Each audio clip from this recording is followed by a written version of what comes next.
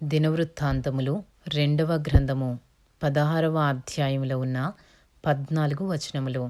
ఆసా ఏలుబడియందు 36వ సంవత్సరమున ఇశ్రాయేలు రాజైన బయెషా యూదా వారి మీద దండెత్తి బయలుదేరి యూదా రాజైన ఆసా యొద్దకు రాకపోకలు జరగకుండునట్లు రామాను కట్టింపగా, ఆసా యెహోవా మందిరమందును రాజనగరునందును ఉన్న బొక్కసములలోని వెండి బంగారములను తీసి దమస్కులో నివాసము చేయు సిరియా రాజగు బెన్హదదు నొద్దకు దూతల చేత పంపించి, నా తండ్రికిని నీ తండ్రికిని కలిగియున్నట్లు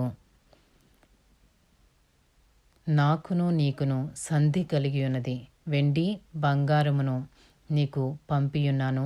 ఇశ్రాయేలు రాజైన బయెషా నన్ను విడిచి ఆవలికి పోవునట్లుగా నీవు అతనితో చేసియున్న సంధిని భంగము చేయమని వర్తమానము చేసెను. బెన్హదదు రాజైన ఆసా మాట అంగీకరించి తన సైన్యముల అధిపతులను ఇశ్రాయేలు వారి పట్టణముల మీదికి పంపగా, వీరు ఈయోనును దానును ఆబెల్మాయీమును నప్తాలి ప్రదేశమునకు చేరిన పట్టణములలోని కొట్లను కొల్లపెట్టిరి.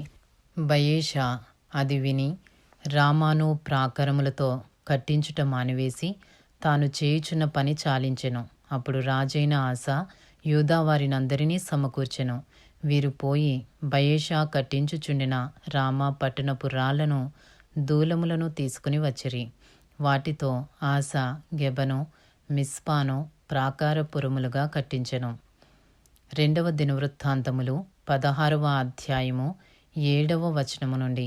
ఆ కాలమందు దీర్ఘదర్శి అయిన హనానీ యూదా రాజైన ఆసా యొద్దకు వచ్చి అతనితో ఇలాగు ప్రకటించెను, నీవు నీ దేవుడైన యెహోవాను నమ్ముకునక సిరియా రాజును నమ్ముకొంటివే.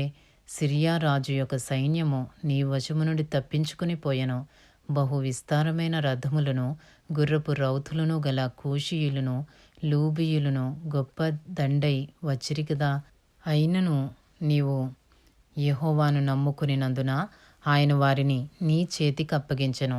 తన ఎడల యథార్థ హృదయము గల వారిని బలపరుచుటకై యెహోవా కనుదృష్టి లోకమందంతటా సంచారము చేయుచున్నది. ఈ విషయమందు నీవు మతి తప్పి ప్రవర్తించితివి గనుక ఇది మొదలుకొని నీకు యుద్ధములే కలుగును. ఆ దీర్ఘదర్శి అట్లు ప్రకటించినందుకు ఆసా అతని మీద కోపగించి రౌద్రము చూపి అతనిని బందీ గృహములో వేసెను. ఇదియుగాక ఆ సమయమందే ఆసా జనులలో కొందరిని బాధపరిచెను. ఆసా చేసిన కార్యములన్నిటిని గూర్చి యూదా ఇశ్రాయేలు రాజుల గ్రంథమందు వ్రాయబడి ఉన్నది. ఆసా తన ఏలుబడియందు 39వ సంవత్సరమున పాదములలో జబ్బు పుట్టి తాను బహు బాధపడినను దాని విషయములో అతడు యెహోవా యొద్ద విచారణ చేయక వైద్యులను పట్టుకొనెను.